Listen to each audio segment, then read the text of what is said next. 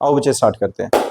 बच्चे अपना टॉपिक है equation of continuity. Last lecture के अंदर हमने हाइड्रोडायनामिक्स स्टार्ट कर लिया था, जिसमें terminal velocity, viscosity, variation of viscosity और उसी के through velocity gradient, viscosity gradient हमने बहुत डिटेल में पढ़ा था। डेरिवेशंस थी, इंपॉर्टेंट थी। लेकिन जो आज की डेरिवेशन आनी है, चाहे वो इक्वेशन ऑफ कॉन्टिन्यूटी है, टोटल एनर्जी है या बर्नौली थ्योरम है, one of the most important part पर हैं हम हाइड्रोडायनामिक्स के।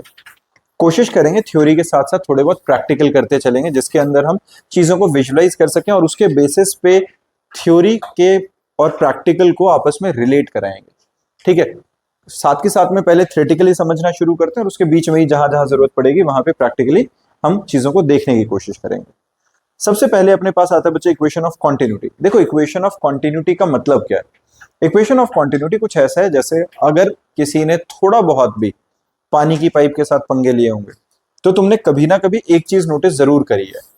अगर पानी की पाइप से पानी कॉन्टिन्यूसली आ रहा है और प्रेशर डिफरेंस में चेंज नहीं आ रहा, मतलब जिस प्रेशर के साथ पहले पानी आ रहा था उसी प्रेशर के साथ अब पानी आ रहा है, लेकिन अगर तुम पाइप को आगे से दबा देते हो तो पानी जो निकल रहा है उसकी वेलोसिटी बढ़ जाती है, वो ज्यादा दूर जाता है। ये पता है सबको? ऐसा क्यों हो रहा है? ऐसा क्यों होगा? क्योंकि सरफेस एरिया कम हो रहा है। सरफेस एरिया किसका कम? बेसिकली क्रॉस सेक्शनल एरिया कम हो रहा है। जो आगे वाला फेस है, अगर हम उसको पतला कर देते हैं तो वहां से तेज पानी जाना शुरू हो गया, तो क्रॉस सेक्शनल एरिया कम हो रहा है। अगर मैं पाइप को आगे से दबा देता हूं तो क्या वॉल्यूम में कुछ कमी आएगी पानी के? क्या कम या ज्यादा पानी आएगा? अगर मैं ज्यादा जोर से दबा देता हूं तो पानी दूर ज्यादा जाने लग गया, क्या उससे वॉल्यूम में कोई चेंज आएगा?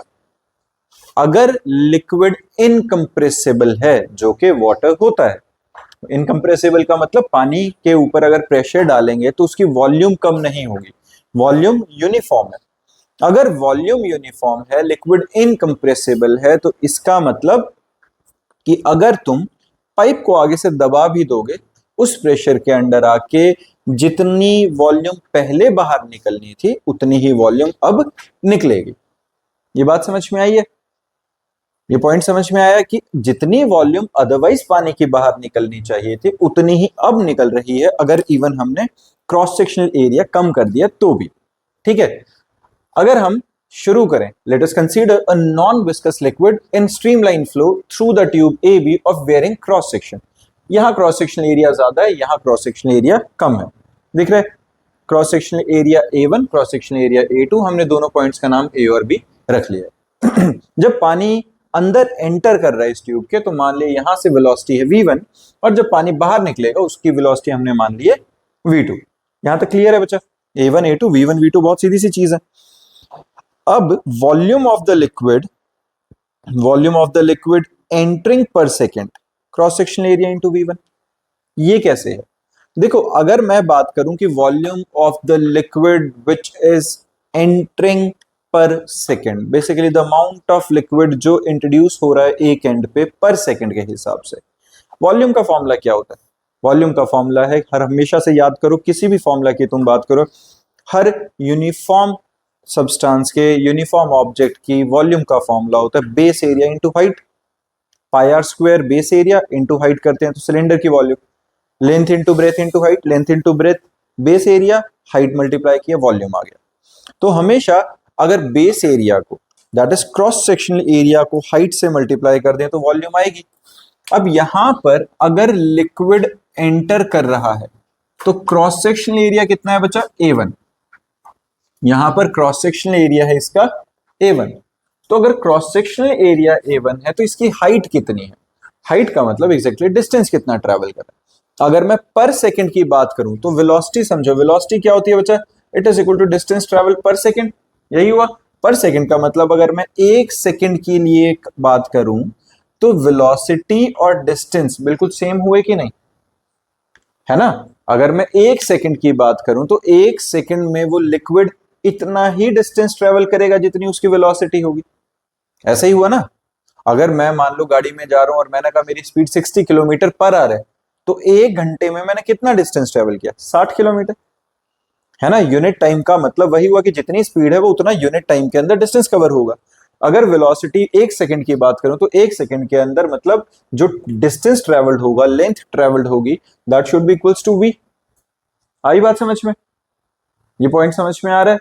तो अगर हम पर सेकंड की बात करते हैं तो 1 सेकंड की वेलोसिटी ही डिस्टेंस की तरह काम करेगी। तो हमारे पास क्रॉस सेक्शनल एरिया ए आ गया, वॉल्यूम ऑफ द लिक्विड जो अंदर एंटर कर रहा है, जब लिक्विड अंदर आते हुए v1 वेलोसिटी के साथ है तो वो कितना आएगा, a1 into v1। This is the volume of the liquid which is entering the liquid. अब जब लिक्विड बाहर जाना शुरू हुआ तो यहां से निकल रहा है v2 वेलोसिटी के साथ, क्रॉस सेक्शनल एरिया a2। अब the amount of liquid which is coming out of this tube is equal to, उसकी वॉल्यूम कितनी आएगी, a2 इंटू v2। अब देखो ट्यूब पानी को होल्ड तो कर नहीं सकती, ये पानी जितना अंदर आएगा उतना बाहर जाएगा। तो जितना पानी अंदर आ रहा है that must be exactly equals to the amount of water which is coming out from the other end. होना चाहिए कि नहीं? लिक्विड इनकंप्रेसिबल है, यानी कि वो कंप्रेस होकर अंदर स्टोर नहीं हो रहा है, वो स्ट्रेच नहीं हो सकता। यहां से प्रेशर डिफरेंस की वजह से इधर से आया, इधर से चला गया। लेकिन जितनी वॉल्यूम अंदर एंटर होगी उतनी ही वॉल्यूम बाहर निकलनी चाहिए, होनी चाहिए कि नहीं? ठीक है, तो ये दोनों values a1 v1 must be equals to a2 v2। ये बात ठीक है? और मैं यहां से ये लिख सकता हूं, cross sectional area into velocity of the liquid entering per second और leaving per second is equal to constant, मान लेते हैं k, और a is inversely proportional to v और v is inversely proportional to a। मतलब जितना तुम cross sectional area घटा दोगे उतनी वेलोसिटी बढ़ जाएगी। सिंपल बात है ये, एग्जैक्टली जो हमने पाइप के साथ पंगे लेते हुए देखा है कि अगर जो हम पाइप को आगे से दबा देते हैं तो क्रॉस सेक्शनल एरिया रिड्यूस कर देते हैं, जिसकी वजह से velocity of liquid which is coming out of that tube increase कर जाती है। सॉर्टेड है, बहुत सिंपल सी चीज है ये हमारे पास आ गया है इक्वेशन ऑफ कॉन्टिन्यूटी। इसी के अंदर एक और चीज हम क्या लेके चल रहे हैं, देखो अब अगर मैं मास ऑफ द लिक्विड की रेफरेंस में लूं मैं वॉल्यूम की जगह, तो मास के लिए क्या होगा, volume a1 v1 into density a2 v2 into density. Since liquid दोनों तरफ सेम है, इनकंप्रेसिबल है, डेंसिटी सेम है, तो डेंसिटी डेंसिटी कट के a1 v1 is equal to a2 v2 which is as good as AV is equal to constant और V is inversely proportional to cross sectional area। and even हम ये कह सकते हैं deep water runs slow और slow water run deep। इसका मतलब क्या हुआ, deep water run slow और slow water run deep, मतलब क्या हुआ, अगर कभी मतलब समुद्र तो नहीं, कोई नदी है मान लो, कोई एक बहुत बड़ा सा एरिया जहां से पानी कॉन्टिन्यूसली फ्लो कर रहा है। अब एक बात समझो, जब पानी फ्लो कर रहा है तो पानी फ्लो करते हुए क्रॉस सेक्शनल एरिया ये है कि नहीं, यहां से पानी जा रहा है, तो इस वाले पार्ट के लिए क्रॉस सेक्शनल एरिया काफी कम है, नीचे वाले पार्ट के रेफरेंस में क्रॉस सेक्शनल एरिया काफी ज्यादा है। और जितना क्रॉस सेक्शनल एरिया बढ़ता जाएगा उतना पानी की स्पीड कम होती जाएगी। जितना तुम डेप्थ में जाते जाओगे उतनी पानी की स्पीड कम होगी, और जितना ऊपर ऊपर रहेगा पानी, अपर लेयर रहेगी, वो हमेशा फास्ट रहती है। ये हमने विस्कोसिटी वाले कंसेप्ट में भी समझा था। इसके बाद अपना टॉपिक आता है बच्चे एनर्जी ऑफ लिक्विड। ये इक्वेशन ऑफ कॉन्टिन्यूटी हमारे लिए बहुत इंपॉर्टेंट है, बर्नौली थ्योरम जो मोस्ट इंपॉर्टेंट थ्योरम है उसके अंदर काम आने वाली है। अब है एनर्जी ऑफ लिक्विड। देखो एनर्जी ऑफ लिक्विड का क्या कंसेप्ट है, एनर्जी ऑफ लिक्विड में सबसे पहले आता है बच्चे प्रेशर एनर्जी। प्रेशर एनर्जी क्या है, it is the energy possessed by the liquid by virtue of it's pressure. सीधा सा प्रेशर एनर्जी क्या है, जो किसी प्रेशर की वजह से एनर्जी पोजेस करी जा रही है। That is it is the measure of work done in pushing the liquid in the vessel against the pressure without imparting any velocity to it. हम जब भी एनर्जी की बात करते हैं, पोटेंशियल एनर्जी की बात करते हैं, हम हमेशा वर्क डन की फॉर्म में कह रहे हैं। तो हमने स्पेसिफिकली क्या किया, एक यहाँ पे वेसल बनाया जिसके अंदर मासलेस फ्रिक्शनलेस पिस्टन है। अब यहां से ऊपर से अपने को पता है सारा प्रेशर इस पिस्टन पे बाहर की तरफ लग रहा होगा। इस प्रेशर के अगेंस्ट मैं इस पिस्टन को धक्का मारूं, मैं इस इंटरनल प्रेशर के अगेंस्ट इसको अगर धक्का मारूं तो मुझे वर्क डन करना पड़ेगा। अब वो जो वर्क डन है, डिस्प्लेसमेंट हुई एक्स की, मेरे को यहां फोर्स लगानी पड़ रही है। फोर्स का फॉर्मूला क्या होता है, फोर्स प्रेशर इंटू एरिया। है ना। तो प्रेशर इनटू एरिया के बराबर मैंने फोर्स लगाई, डिस्प्लेसमेंट हुई x की, और जितना मैंने वर्क डन किया फोर्स इनटू डिस्प्लेसमेंट के बराबर, that must be exactly equals to pressure energy, क्योंकि उसी प्रेशर एनर्जी को मैंने काउंटर किया। ये बात समझ में आई है आदि भाई साहब? पक्का? तो अगर मैंने क्या किया यहां पे, it is the measure of energy possessed by the liquid by virtue of its pressure. It is the measure of work done in pushing the liquid into the vessel against the pressure without imparting any velocity to it. मतलब मेरे को पानी को velocity देके कुछ accelerate नहीं कराना, simple क्या करना, उस पानी के प्रेशर के अगेंस्ट सिर्फ पिस्टन को धीरे धीरे मूव कर देना। Let us consider a liquid of density rho in a wide tank T provided with a side tube S fitted with a frictionless piston of cross sectional area A. H is the height of the liquid free surface. ये वाला जो है hydrostatic pressure का formula अपने को पता है, h rho जी, ये सबको क्लियर है, एच रो जी प्रेशर का आइडिया है। अब let the liquid be pushed with the force F, F force लगाइए, डिस्प्लेसमेंट कराइए x, volume of the liquid which is pushed inside, कितनी वॉल्यूम, इतना अगर डिस्प्लेसमेंट हुई है तो ए इनटू एक्स, ये वॉल्यूम पुश हुई होगी अंदर, है ना। Volume of the liquid pushed inside is equal to A into x, mass of the liquid A into x into density, volume into density, mass आ गया, force on the piston, pressure into area. तो work done in pushing is equal to force into displacement, force pressure into area, displacement x. किसी को दिक्कत? अब A into x जो है, the work done becomes pressure energy. अगर ये क्या है, यही वर्क डन प्रेशर एनर्जी बन गया। अब मैं निकाल रहा हूं pressure energy per unit mass, mass क्या था AX रो, डिवाइड किया तो P बाय रो आ गया। Pressure energy per unit volume, volume से डिवाइड किया, P आ गया।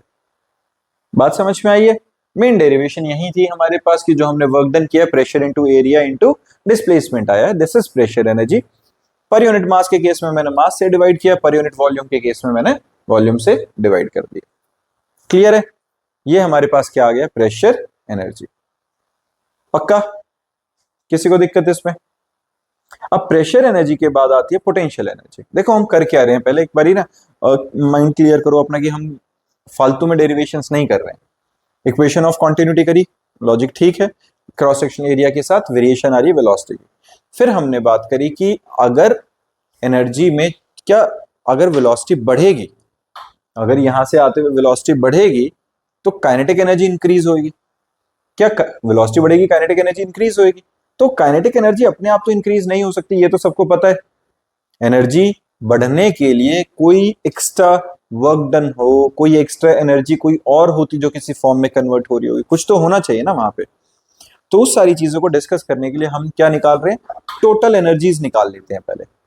टोटल एनर्जी में तीन तरह की एनर्जी है जो लिक्विड पोजेस कर रहा है। पहला प्रेशर एनर्जी, जो प्रेशर के डिफरेंस की वजह से आ रही है। भाई यहां पे जैसे हमने किया कि अगर ये डेप्थ थी तो यहाँ पे प्रेशर था और उस प्रेशर को हमने प्रेशर एनर्जी की फॉर्म में निकाला, it is the energy possessed by the liquid due to its pressure. एक है पोटेंशियल, पोटेंशियल कैसे, जो लिक्विड की पोजीशन की वजह से हम निकाल रहे हैं, और एक होगी जो मोशन की वजह से आएगी, वो काइनेटिक आ जाएगी। पोटेंशियल एनर्जी क्या है, it is the energy possessed by the liquid by virtue of its height और the position above the surface of the earth, है ना। सरफेस ऑफ एग्जैक्टली पोटेंशियल तो हर बार हम ऐसे ही कहते हैं, ग्रेविटेशनल पोटेंशियल की तरह से ट्रीट कर रहे हैं। तो यहाँ पे जो सरफेस ऑफ अर्थ से जितनी हाइट पे जाती जाएगी उतनी पोटेंशियल एनर्जी आएगी, which is equal to mgh। Potential energy per unit mass किया तो मास से मास डिवाइड किया, gh हो गया। Potential energy per unit volume किया तो वॉल्यूम से डिवाइड किया, और मास पर यूनिट वॉल्यूम को मैं डेंसिटी लिख सकता हूँ। किसी को इसमें दिक्कत? सिंपल चीज थी ये भी। अब आती है काइनेटिक एनर्जी। काइनेटिक एनर्जी क्या होती है, it is the energy possessed by virtue of its motion. Motion है, वेलोसिटी की वजह से हाफ mv स्क्वायर आई। Kinetic energy per unit mass किया तो m से m कटा half v square, per unit volume किया तो v से डिवाइड करेंगे 1/2 mv square which is velocity का square upon volume, mass per unit volume is density half rho v square. किसी को इसमें दिक्कत? ये बात समझ में आई? हमने तीन तरह की एनर्जी निकाली, प्रेशर एनर्जी, पोटेंशियल और काइनेटिक। बहुत सीधी सी डेरिवेशन, बहुत छोटी छोटी सी। असली रेलेवेंस क्या है? असली रेलेवेंस है कि इन तीनों का जो सम आएगा वो हमेशा कांस्टेंट रहेगा। हमने क्या बात करी कि इन तीनों का जो सम आएगा वो हमेशा कांस्टेंट रहने वाला है। इस चीज को एक बार थोड़ा सा देखने के लिए, समझने के लिए मैं एक सिंपल सी चीज दिखा रहा हूँ। देखो ये हमारे पास, ये पता है, ये कोल्ड ड्रिंक की बॉटल है, वी कैन टाइप बनाई, और इसके अंदर मैं ये एक बॉल डाल देता हूँ। लाइट वेट बॉल है, बिल्कुल हल्की सी। अब मैं अगर इस बॉल को डालूं और मैं तुम में से किसी एक बच्चे को बोलूं आके इसमें फूंक मारनी है और इस बॉल को हवा में उड़ाना है, कोई कर सकता है? समझ में आ रहा है मैंने क्या बोला? मैंने कहा कि सिंपल इसको फूंक मारनी है और ये बॉल हवा में उड़ जाए। तुम्हारे हिसाब से कितना आसान है ये करना, या कितना डिफिकल्ट है ये करना? कोई कर पाएगा? किसी को लग रहा है कि हाँ मैं कर सकता हूँ आराम से, मैं फूंक मारूंगा और बॉल ही आराम से हवा में उड़ जाए? दिख रहा है बहुत लाइट हल्की सी बॉल है बहुत। हाँ जी भाई साहब, हाँ लगता नहीं है कि उड़ेगी। क्यों क्यों नहीं उड़ेगी? नहीं, बहुत हल्की बॉल है, देख सकते हो, बहुत हल्की सी बॉल है। कोई अगर ट्राई करके देखना चाहता है आएगा? जो देख लो, आना है तो बताओ, बताओ जल्दी, कोई भी आ जाओ, जो भी आ जाओ, मतलब सिर्फ फूंक मारना। हाँ यहाँ से मारना और ये बॉल बाहर निकालना। हाँ बता, देखो अभी मैं क्या बोल रहा हूँ, साइड से या कैसे? देखो पता है कुछ नहीं करना, यहाँ से नीचे से फूंक मारनी है और बॉल को हवा में उड़ा देना। कोशिश कर, देखो ऊपर गई। हाँ ये ठीक है। इसने क्या किया, देखो मुंह नहीं लगाया और इसने साइड से हवा मारी और ऊपर जा रही है। अब एक काम करना, अगर यही इसको मुंह लगा के करेगा तो और ज्यादा तेज जानी चाहिए, होना चाहिए करना। एक मिनट, मुंह लगा के जोर से फूंक मार, बिल्कुल भी नहीं हिली, है ना? फिर से ट्राई करना एक बारी, ये देखो क्या लग रहा है, जान प्राण कम हो गए, है ना? थैंक यू भाई साहब। देखो जरा मैं एक चीज दिखाता हूँ अब, इसका लॉजिक समझना थोड़ा। हमारे पास क्या था, ये देखो, ये क्या है, ब्लोअर है, सिंपल हवा निकल रही है बाहर और कुछ नहीं है इसमें ज्यादा। देखो ये ठीक है, ये ब्लोअर है। तो मैं यही दिखा रहा हूं, अब इस पे ध्यान देना एक बार। मैंने इस बॉटल को यहाँ फिट किया, अब देखो सेम जो वो बच्चा कर रहा था, आदि को भाई सब कर रहे थे, सेम ही ये कर रहा हूँ। यहाँ से मैं इस ब्लोअर के आवाज से तुम्हें थोड़ा बहुत जज हो रहा होगा, ठीक ठाक जोर मार रहा है, अच्छी खासी हवा ये ब्लो आउट कर रहा है। अब मैं अगर ऑन करता हूं तो ये बॉल ऊपर जानी चाहिए, वो बॉल हल्की सी भी ऊपर नहीं गई। और अगर मैं इसको उल्टा कर दूं, अब क्या होगा? ज्यादा ही कुछ हो गया, उठा के देना बच्चे। अच्छा बताना जरा मुझे, अगर मैं इसे उल्टा कर दूंगा तो क्या होगा? दिखाओ एक मिनट, बॉल दो मेरे को। नीचे नहीं गिरनी चाहिए। क्यों नहीं गिरनी चाहिए? देखो अगर मैं इसे, नोटिस करना,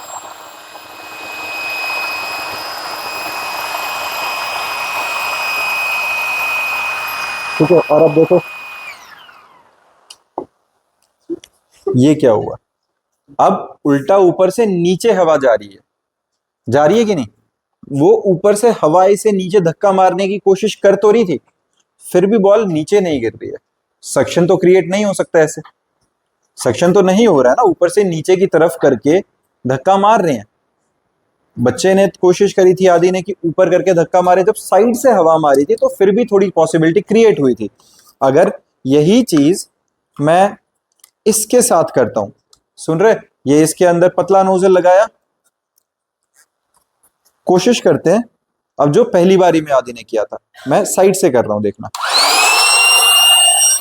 दिख रहा है, तो ये मूवमेंट हो रही है। अब फिर भी मूवमेंट हुई थी, कम से कम ऊपर गया था।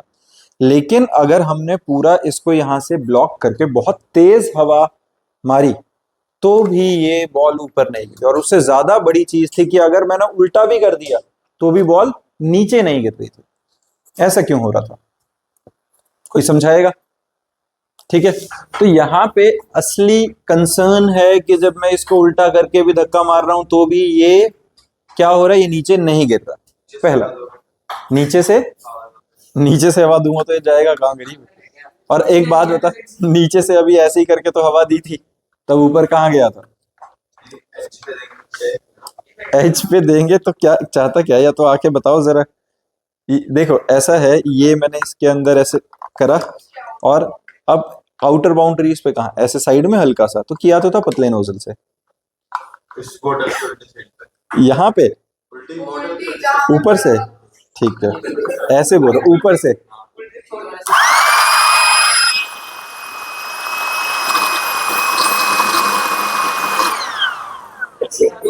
हाँ, अब देखना एक और चीज। ये क्या हुआ एग्जैक्टली देखा क्या हुआ? मैंने देना, मैंने सुनो, मैंने यहां पर हवा मारी है, ध्यान से देखो। मुद्दा इसका नहीं है कि हाँ तमाशा हो रहा है, मुद्दा ये है कि उस तमाशे के पीछे का रीजन होगा तो साइंस होएगी। यहां पे मैं, अगर यहां पर मैं हवा चला रहा हूं, देखो जरा क्या कर रहा हूं, अब मैं ऊपर की साइड एयर ब्लो कर रहा हूं, तब भी ये बॉल ऊपर क्यों आ गई थी? है ना, सोचने वाली बात तो थी ये, कि अगर मैंने यहां पर हवा ऊपर फेंकनी शुरू करी और वो अब अगेंस्ट द ग्रेविटी बॉल उड़ के ऊपर आ रही है ना, तो ये क्लियर है कि कुछ अलग तरीके का बिहेवियर हो रहा है। एक छोटी सी और चीज करते, कोई नहीं बचा, पड़ी रहने दो। अब एक और चीज करके देखें, देखो ये अपना सिंपल पेज है, पता है अपने को। अगर मुझे इसे ऊपर उठाना है तो मैं कहां फूंक मारूं इसको, नीचे की साइड या ऊपर की साइड? नीचे की साइड, यहां ऐसा। और अगर मैं तुम्हें ये कहूं कि मैं ऊपर की साइड अगर इस पे फूंक मारता हूं तो ये पेपर ऊपर आएगा। अगर मैं यहां फूंक मार रहा हूं, अब क्या होएगा? है ना, देखो जरा, अब देखना, ठीक है, कोई मास ज्यादा नहीं है बेटा, हुआ कि नहीं? मैंने क्या किया, हाइट का फंडा नहीं है यहाँ, मेरी बात समझो। अगर मैं यहां रख रहा हूं, देखो बच्चे देखो जरा, मैं क्या कर रहा हूं, मैं ऊपर की साइड हवा मार रहा हूं, नीचे तो कुछ भी नहीं है, इस साइड के नीचे तो कुछ भी नहीं, नॉर्मल है जो है। यहां पे मैं सिंपल ऊपर एयर ब्लो कर रहा हूं तो भी ये पेज नीचे से ऊपर की तरफ उठ के आ रहा है। मैंने पेज के ऊपर तो कुछ किया ही नहीं, मैं तो ऊपर की तरफ हवा मार रहा था। डन, ये बात समझ में आ रही है? अभी तुम्हें रीजन नहीं पता, लेकिन ये तो दिख रहा है कि कुछ ऐसा हो रहा है जो एक्सपेक्टेशंस से थोड़ा डिफरेंट चल रहा है, बट ये डे टू डे लाइफ में ऐसा ही होता है। हाँ जी बच्चा, हाई प्रेशर से लो प्रेशर होता है, बिल्कुल ठीक है, उससे कुछ फर्क पड़ रहा है हमारे पास, है ना। अच्छा, एक और चीज मैं अभी बीच में इंट्रोड्यूस करता हूँ, इन सबका रीजन डिस्कस करेंगे और वापस डिस्कस करते हुए फिर इन चीजों को वापस से लेके आएंगे। तुम सबको पता है बच्चे, थोड़ा बहुत जिसको आइडिया हो, क्रिकेट खेला है कभी? नहीं भी खेला हो, देखा तो है ना, खेला भी है, बहुत बढ़िया। जिसने क्रिकेट खेला है, देखा है, बॉलर्स को ऑब्जर्व किया हो, जो बॉलर होते हैं वो हवा में बॉल को स्विंग कराते हैं। स्विंग और स्पिन का फर्क पड़ता है, स्पिन हो रही जब टप्पा खा के घूम रहे ग्रिप पकड़ के नीचे, लेकिन हवा में ही बॉल अपनी डायरेक्शन चेंज करे उसे स्विंग कह रहे हैं। बॉलर ने यहां से बॉल रिलीज करी, सीधा रिलीज करी, बॉल जैसे रिलीज करी उसी तरीके से ट्रेजेक्टरी फॉलो करती हुई जानी चाहिए थी, लेकिन वो बॉल जाते जाते हवा में कैसे मुड़ सकती है ना। इवन तुमने फुटबॉलर्स को देखा हो, फुटबॉलर्स साइड से किक मारते हैं और बॉल हवा में मुड़ के जाती है ऐसे, तो वो स्विंग कैसे हो रही है? अगर कोई फुटबॉल खेलने वाला बच्चा है, उसने ऑब्जर्व किया हो, देखा हो बहुत ढंग से, जब तुम्हें बॉल स्विंग करानी है तो तुम उसके बिल्कुल सेंटर पे किक नहीं मार रहे हो, उसके साइड में किक मार रहे हो कि बॉल स्पिन करते हुए जाए, गोल घूमती हुई जाए। ऐसे ही अगर कभी तुमने नोटिस किया हो, जो बॉलर्स होते हैं वो बॉल को घिसते रहते हैं, है ना, वो घिसते किस तरीके से हैं कि उस पर शाइन मेंटेन करते हैं, और जब स्पिन करानी होती है तो स्पिन कराते हुए, मतलब स्विंग कराने के लिए, स्पेसिफिकली स्विंग कराने के लिए वो एक एंड को ज्यादा घिसते हैं, एक फेस शाइनी रखते हैं और एक फेस डल कर देते हैं। तुम्हें सैंड पेपर इवेंट पता है कि ऑस्ट्रेलिया ने किया था? क्या किया था उसने, एक साइड सैंड पेपर से घिस दी थी बॉल और एक साइड शाइन मेंटेन रखी थी। और अगर इसको प्रैक्टिकली उस सैंड पेपर से क्या हुआ, एक साइड बहुत रफ हो गई और एक साइड बहुत स्मूथ थी, क्योंकि हम कॉन्टिन्यूसली जब हम इसे लेदर बॉल के ऐसे रगड़ रहे हैं तो इसके ऊपर शाइन मेंटेन रहती है, और एक तरफ बहुत स्मूथ सरफेस सैंड पेपर से एक तरफ रफ किया तो बॉल ना हवा में नाच रही थी, बिल्कुल अपने ही तरीके से स्विंग कर रही है। और अगर किसी को ये ट्राई करके देखना है कि कितना फर्क पड़ता होगा, तो सिंपल अपनी जो नॉर्मल जिस बॉल से तुम खेल रहे हो आजकल, सॉफ्ट लेदर से खेल रहे हो या किसी से भी, उसके ऊपर एक साइड में टेप लगा दो, नॉर्मल जो तुम्हारी ये अपनी जो कॉस्को की भी बॉल आती है, टेनिस वाली बॉल होती है, उस पे एक साइड टेप लगाओ और फिर उस बॉल को फेंको। सिंपल सिंपल भी फेंकोगे तो वो हवा में घूमती हुई जाएगी। और उसको ऑब्जर्व करना, तुम शाइनी पार्ट को अगर बदल दो तो उसकी डायरेक्शन चेंज हो जाएगी। अगर तुम शाइनी पार्ट को इधर रखोगे तो इधर स्विंग कर रही है, एक साइड रखोगे तो दूसरी साइड स्विंग कर रही है। अब इन सारे केसेस का यहां क्या लेना देना है, यहां पर आती है बर्नौली थ्योरम। बर्नौली थ्योरम हमें क्या बता रही है, देखो Bernoulli theorem states that for the streamline flow of ideal liquid, for the streamline flow of ideal liquid total energy, that is the sum of pressure energy, potential energy and kinetic energy per unit mass remains constant at every cross sectional throughout the liquid flow. हम अगर total energy की बात करेंगे, which is the sum of potential, pressure and kinetic energy, it always remain constant in an ideal liquid. और ideal liquid basically क्या है, an ideal liquid is one which is perfectly incompressible and non viscous. ना तो वो कहीं boundaries पे चिपक रही है, ना ही वो कंप्रेस हो रही है। तो ऐसे को हम समझने के लिए हमने क्या करी, यहां पर एक वेरिएबल क्रॉस सेक्शनल एरिया की ट्यूब इमेजिन करी और इसका एक क्रॉस सेक्शनल एरिया और दूसरा cross sectional area different different height पे। ये किया क्या हमने, यहां different cross sectional areas, different Heights, इसके थ्रू हमने different kinetic energy, different potential energy देने की इसको कोशिश करी, इसलिए कुछ पाइप हमने इस टाइप की बना दी है। अब लिक्विड इनकंप्रेसिबल है, जितना मास ऑफ लिक्विड, जितनी वॉल्यूम ऑफ लिक्विड एंटर करेगी उतनी ही बाहर निकलनी चाहिए। अगर ये क्रॉस सेक्शनल एरिया छोटा है तो यहां से ज्यादा वेलोसिटी के साथ लिक्विड बाहर निकलना चाहिए, होना चाहिए। अगर ये हाइट डिफरेंस हो तो भी ऐसा होगा अगर हाइट डिफरेंस है तो क्या तब भी ऐसा होगा, क्योंकि यहां से अगर लिक्विड गया तो ऑब्वियस सी बात है ऊपर जाते जाते उसने पोटेंशियल एनर्जी गेन करी होगी। तो कुछ जो प्रेशर डिफरेंस की वजह से एनर्जी थी, प्रेशर एनर्जी, कुछ तो पोटेंशियल में कन्वर्ट हो गई और बची कुछ ही फिर वेलोसिटी देने में, काइनेटिक में शिफ्ट हो रही होगी। Overall pressure energy, potential energy और काइनेटिक एनर्जी का सम क्या रहेगा, कांस्टेंट। सबसे पहले ये वाला पॉइंट समझ में आ गया, क्रॉस सेक्शनल एरिया मान लिया हमने यहाँ पे A1, ये वाला A2, let P1 be the pressure applied at A, P1 be the pressure applied at A and P2 be the pressure at end B। ठीक है, अब अगर यहां से लिक्विड इधर जा रहा है, दैट मींस P1 जो कि प्रेशर एट एंड A है वो ज्यादा होना चाहिए P2 से, है ना। यहां पे प्रेशर ज्यादा होना चाहिए, यहां कम होना चाहिए, तभी प्रेशर डिफरेंस की वजह से लिक्विड मूव कर पाएगा। क्रॉस सेक्शनल एरिया A1 और A2, हाइट H1 और H2 सरफेस ऑफ उससे अपने ग्राउंड सरफेस से। V1 V2 normal velocities of the liquid flow of section through A and B। Density rho, liquid flow from cross section A to B, क्योंकि pressure P1 is greater than P2। यहां तक sorted है, simple बात कर रहे हैं अभी तक। अब समझो mass of the liquid crossing per second through the cross section. Mass का फॉर्मूला क्या होगा, वॉल्यूम इनटू डेंसिटी, जितना लिक्विड अंदर एंटर कर रहा है, cross sectional area into velocity into density. ये ठीक है, जितना लिक्विड अंदर एंटर कर रहा है, बात समझ में आ रही है ना बच्चे। वो क्या होएगा, जैसे हमने यहां पे डिस्कस किया था, प्रेशर एनर्जी के टाइम पे डिस्कस किया था, वैसे ही हमारे पास वॉल्यूम क्या आएगी, cross sectional area into velocity. ये देखो, ये साथ में नोट डाउन कर लोगे तो बच्चे साथ के साथ ये टॉपिक कवर हो जाएगा तुम्हारा।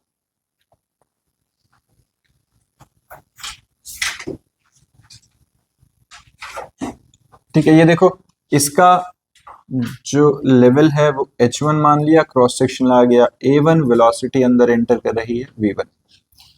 इसका जो लेवल है ग्राउंड से वो आ गया H2, वेलोसिटी जिससे बाहर निकल रहा है V2, cross section area A2। यहां तक ठीक है। अब एक बात देखो, यहां से जो लिक्विड अंदर एंटर कर रहा है उसकी वॉल्यूम क्या होगी, वॉल्यूम का फॉर्मूला क्या होता है, cross sectional area into velocity, क्योंकि वॉल्यूम पर सेकंड ले रहे हैं तो इनटू वेलोसिटी इज V1। और अगर मैं मास निकालूं तो A1 V1 into density multiply कर लेते हैं। और यहां से जो मास बाहर निकल रहा है वो क्या आएगा, A2 V2 इनटू रो। क्लियर है, यहां तक तो सॉर्टेड है। तो जितना मास ऑफ लिक्विड अंदर एंटर करेगा उतना ही मास ऑफ लिक्विड बाहर निकलना चाहिए, क्योंकि इनकंप्रेसिबल लिक्विड अंदर तो कुछ स्टोर हो नहीं रहा। तो ये तो सेम इक्वेशन ऑफ कॉन्टिन्यूटी के accordingly A1V1 rho is equal to A2V2 rho, और ये कट के A1V1 is equal to A2V2 आ गया। मतलब हमारे पास इक्वेशन ऑफ कॉन्टिन्यूटी वापस से हमने यहाँ पे प्रूफ कर दी है ना।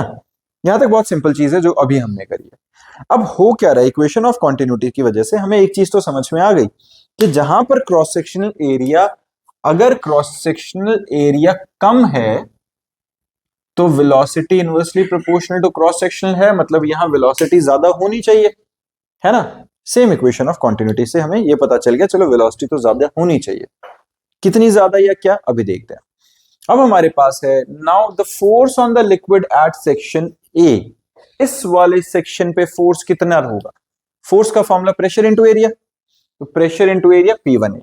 P1 क्या है, pressure at A.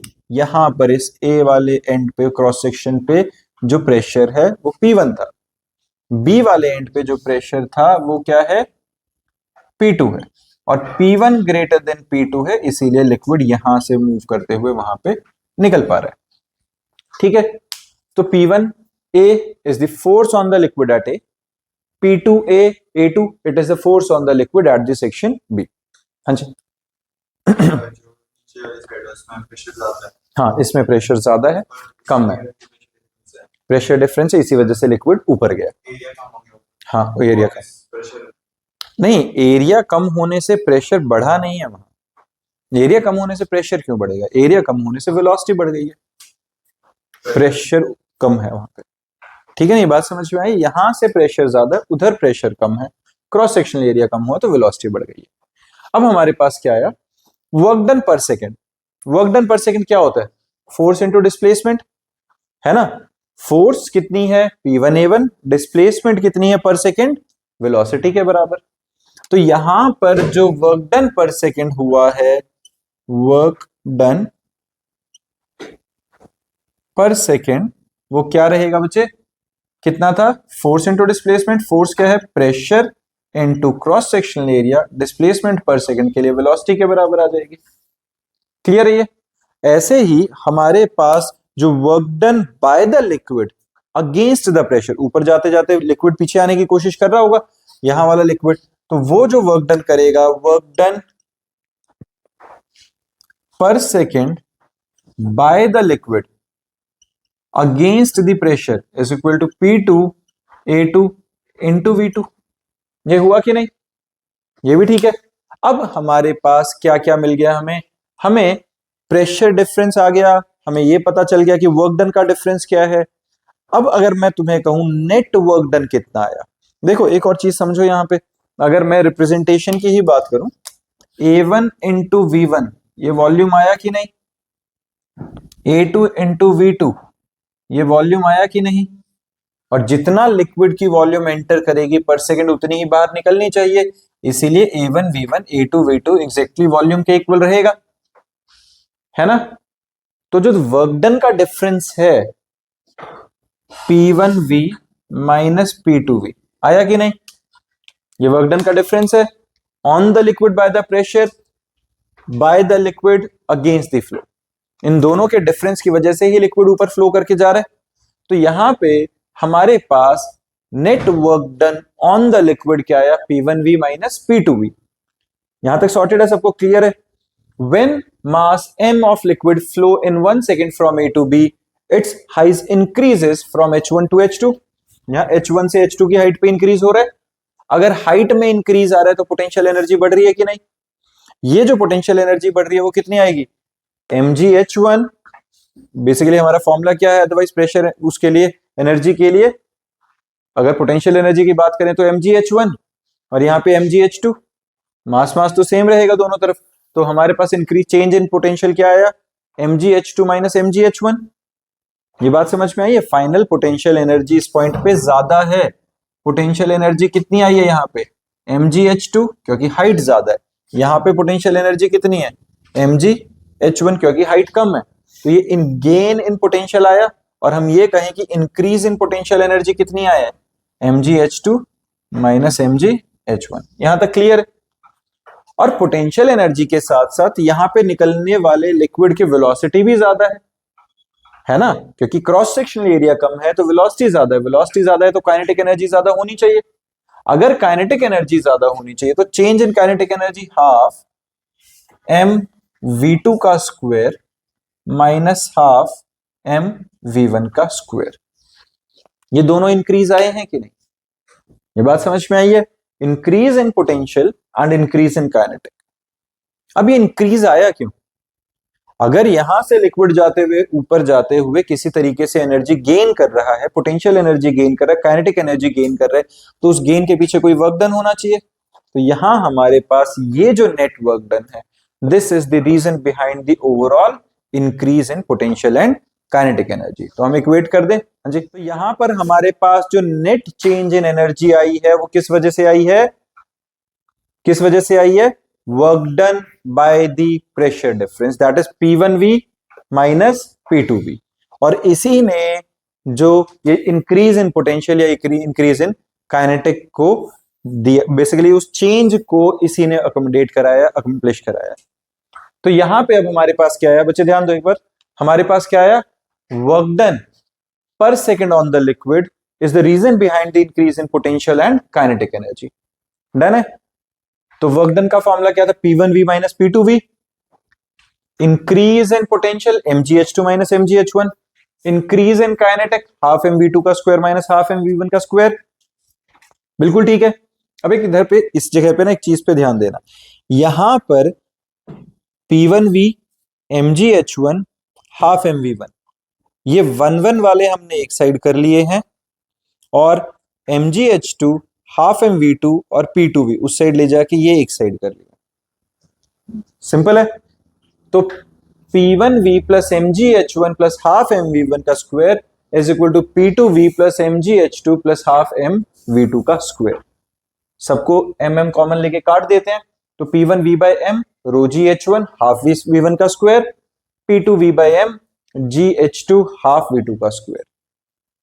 V by m mass per unit volume density होती है, तो volume by mass reciprocal of density आ गया, बाकी सब कुछ मास से डिवाइड कर दिया। हम पर यूनिट मास निकाल रहे हैं, जैसे टोटल एनर्जी के केस में हमने ऊपर निकाला था, पोटेंशियल एनर्जी के लिए निकाला था, काइनेटिक के लिए निकाला था, प्रेशर एनर्जी में निकाला था, तो ये पर यूनिट मास निकाल दिया।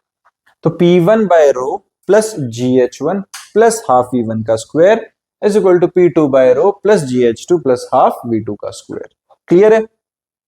इसी से मैं ये लिख सकता हूं P by rho plus GH plus half V का स्क्वायर, तो कांस्टेंट बन गया। ये हमारी बर्नौली थ्योरम है, that is pressure energy per unit mass, potential energy per unit mass and kinetic energy per unit mass is always constant for the liquid. Clear है? और P by rho pressure energy per unit mass, GH potential energy per unit mass, half V square kinetic energy per unit mass। अगर मैं इन्हीं को density से multiply कर दूं पूरी इस इक्वेशन को, तो क्या आएगा? P plus rho GH plus half rho V square constant आ गया। क्लियर है? ये बात समझ में आई? ये हमारी बर्नौली थ्योरम है जो कंफर्म्ड है, तुम्हारे फाइनल एग्जाम में आएगी ही आएगी। अब उनके बारे में बात करते हैं। हाँ जी, डेरिवेशन पूरी बर्नौली थ्योरम की। अब इसमें जो हमने शुरू में एक्सपेरिमेंट्स किए थे, कुछ छोटे मोटे जो चीजें देखने की कोशिश करी, उनकी बात करें। हमारे पास सबसे पहले एप्लीकेशन में क्या आता है बच्चा? एटमाइजर या स्प्रेयर। स्प्रेयर को कभी नोटिस किया? स्प्रे कैसे काम कर रहा है फिश पर, वो हुआ कैसे? एटमाइजर एटमाइजर से ही स्प्रे होता है। कैसे होता है? देखो, इसमें मेन कहानी कहां है। देखो, यहां एक वॉल लगा हुआ है जिसको अगर हम प्रेस करें तो वहां से एयर वो आगे फेंकेगा। देखो, ये नॉर्मल पाइप है, इधर से ये टी शेप पाइप है, इधर से आउटलेट है और यहां लिक्विड है। अब लिक्विड ऊपर जाए क्यों?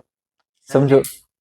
हाँ, ये सारा लिक्विड है। अब देखो होगा क्या, जब देखो जितने भी हमने एक्सपेरिमेंट किए, जितने भी प्रैक्टिकल्स किए, हर किसी के अंदर मेन कहानी क्या आती है?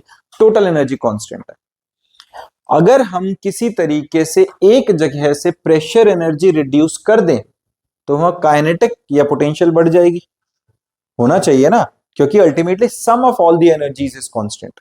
कोई एक चीज कम होगी तो उसको कंपनसेट करने के लिए दूसरी चीज खुद ब खुद इंक्रीज हो जाएगी। मैं अगर प्रेशर डिफरेंस क्रिएट कर देता हूं, जैसे हमने सबसे पहले, अगर पेपर वाले की मैं बात करूं, मैं पेपर को जब ऊपर की साइड फूंक मार रहा हूं यहां पे, तो हो क्या रहा है? देखो, ये पेपर जो है, यहां पर एटमॉस्फेरिक प्रेशर है जो हर तरफ से इस पेपर के इस तरीके के जो शेप है इसको बैलेंस करके रख रहा है। फिलहाल ग्रेविटी है वो अपना काम कर रहा है, प्रेशर एटमॉस्फेरिक प्रेशर ऊपर भी है नीचे भी है, हर तरफ सेम है। अगर मैं यहां बहुत तेज एयर चला देता हूं, जितनी ज्यादा तेज हवा जाएगी काइनेटिक एनर्जी बढ़ रही है, तो प्रेशर डिक्रीज हो जाएगा।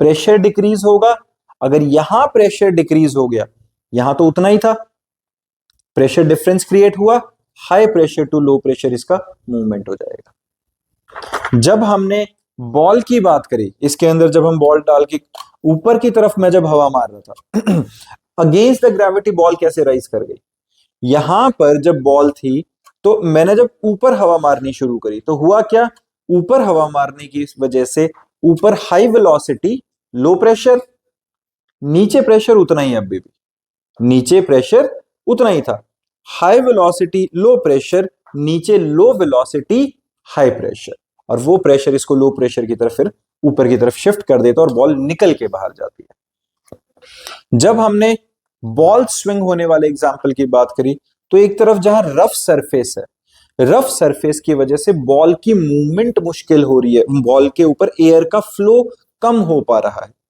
एयर रेजिस्टेंस ज्यादा आ रहा है, वहां पर वेलोसिटी कम प्रेशर ज्यादा। शाइनी सरफेस पे वेलोसिटी ज्यादा है, एयर स्मूथली मूव कर रही है, फ्रिक्शन कम मिल रहा है उसे, तो जहां एयर ज्यादा आसानी से मूव कर रही है, high velocity low pressure, low velocity high pressure, और ये high pressure to low pressure की तरफ बॉल को मूव करा देगा। तो हर केस के अंदर कहानी आ रही थी कि एक एनर्जी को अगर मैं बढ़ाऊं, मैं वेलोसिटी बढ़ा रहा हूं, काइनेटिक एनर्जी बढ़ा रहा हूं, ओवरऑल प्रेशर डिफरेंस क्रिएट हो रहा है, और उस प्रेशर डिफरेंस की वजह से ये सारे जो प्रैक्टिकल्स हमने देखे उन सब के अंदर हम विजुलाइज कर पा रहे थे। इवन इसके अंदर अगर मैं एटमाइजर की बात करूं तो यहां क्या होता है, देखो यहां से हम जिस टाइम पे जोर से दबाते हैं इस पंप को, तो यहां से एयर निकलेगी, और एयर निकलेगी तो यहां की एयर को बाहर भगा देगी, तो अंदर क्या हुआ, हाई वेलोसिटी लो प्रेशर, नीचे लो वेलोसिटी हाई प्रेशर, तो हाई प्रेशर से लो वेलोसिटी की तरफ लिक्विड साथ में बाहर निकलना शुरू हो जाएगा। इवन ऐसे ही जो लिफ्ट ऑफ एन एरोप्लेन है वो ऐसे ही काम करता है। एरोप्लेन की जो विंग्स हैं वो किस तरीके से होते हैं समझो, एरोप्लेन की जो विंग्स हैं कभी नोटिस करना, वो पूरी सीधी सीधी एक शेप की नहीं है, वो आगे से थोड़ी सी मोटी और पीछे की साइड पतली होती हो जाती है। वो काम कैसे कर रही है कुछ इस टाइप का शेप है। जब वो एरोप्लेन उड़ता है वो सीधा नहीं ऊपर चला जा रहा, वो एक अच्छी खासी हाई वेलोसिटी गेन करता है पहले। जब वो अपने ट्रैक पे, रनिंग ट्रैक क्या कहते हैं उसे, जो कौन सा, रनवे, रनवे पे जब वो बहुत तेज जा रहा है तो जाते हुए हुआ क्या, ऊपर से जाने वाली एयर बहुत हाई वेलोसिटी के साथ निकल रही है, लो प्रेशर क्रिएट कर दिया, जबकि नीचे से जाने वाली एयर वो शेप की वजह से यहां इतना आसानी से मूव नहीं हो रही, तो यहां क्या हो रहा है, लो वेलोसिटी हाई प्रेशर, नीचे की तरफ लो वेलोसिटी हाई प्रेशर, ऊपर high velocity low pressure, high pressure to low pressure lift होगा और एरोप्लेन लिफ्ट कर जाता है। इसी तरीके से इवन जो ब्लोइंग ऑफ सनरूफ ड्यूरिंग, ये अपना सनरूफ कह रहा हूं सॉरी, इनको ये अपना रूफ से नॉर्मल रूफ कौन सी है अपनी, जो झोपड़ी की छत है या अपने नॉर्मल घरों की छत है, नॉर्मल घरों की छत तो चलो नहीं टूट रही, लेकिन झोपड़ी की छत उड़ जाती है, क्यों उड़ रही है, जब तेज हवा चल रही है, तो तेज हवा चलने से झोपड़ी की छत क्यों उड़ रही है, क्योंकि जब तेज हवा गई ऊपर हाई वेलोसिटी लो प्रेशर, अंदर हाई प्रेशर है, क्यों अंदर, क्योंकि दरवाजे बंद हैं, हवा अंदर है नहीं, अंदर वाली एयर स्टिल है, low velocity high pressure, pressure difference create हुआ, अंदर वाला हाई प्रेशर झोपड़ी की छत को उड़ा देता है। सर जो एटमाइजर वाला जो वो वाटर स्प्रे करने के लिए आता है प्लांट्स में, हाँ वाले जो पंप होता है उसमें जिसमें हम पंप करते हैं उसके अंदर हम क्या कर रहे थे, एयर डाल रहे हैं, अंदर एयर बहुत ज्यादा आ गई है जो रेस्ट पे आई है, अब हम यहां से जैसे ही स्प्रे करेंगे वो एयर निकलने की कोशिश करेगी ऊपर से, तो जब वो एयर बाहर निकलने की कोशिश कर रही है तो क्या कर रही है, लो प्रेशर क्रिएट कर रही है, साथ में लिक्विड आ जाता है उसके, low pressure high pressure to low pressure. Even ये जो मैंने बॉल स्विंग वाला एग्जांपल दिया था, ये मैग्नेस इफेक्ट होता है, curve motion of spinning ball, when ball spinning, when a ball, जो हम स्पिनिंग बॉल कह रहे हैं, जैसे फुटबॉल वाला मैंने एग्जांपल दिया था कि बॉल अगर स्विंग करानी तो साइड में मारो तो कि घूमती हुई जाए, तो जब बॉल घूमती हुई जा रही है, it is thrown, it deviates from usual path in flight, this is due to Magnus effect. कहानी वही है, जब बॉल रोल कर रही है रोल करते, देखो सीधी जा रही है तो हर तरफ बराबर बराबर एयर को काटते हुए जा रही है, जब रोल कर रही है ना तो रोल करते हुए वो एक तरफ को ज्यादा प्रेशर और एक तरफ को लो प्रेशर क्रिएट करती हुई जाती है, जिसकी वजह से वो डिविएट कर जाती है अपने पाथ से। क्लियर है? इसी के साथ हमारा बर्नौली थ्योरम और एप्लीकेशन ऑफ बर्नौली थ्योरम खत्म हो जाता है। बहुत ज्यादा इंपॉर्टेंट टॉपिक, बहुत ज्यादा रेलेवेंट टॉपिक था एग्जामिनल पॉइंट ऑफ व्यू से भी और अदरवाइज भी फिजिक्स समझने के लिए भी। ठीक है, इसके आगे हमारा वेंचुरियोमीटर और आगे के 1-2 टॉपिक हैं, उसके साथ नेक्स्ट क्लास में मिलते हैं।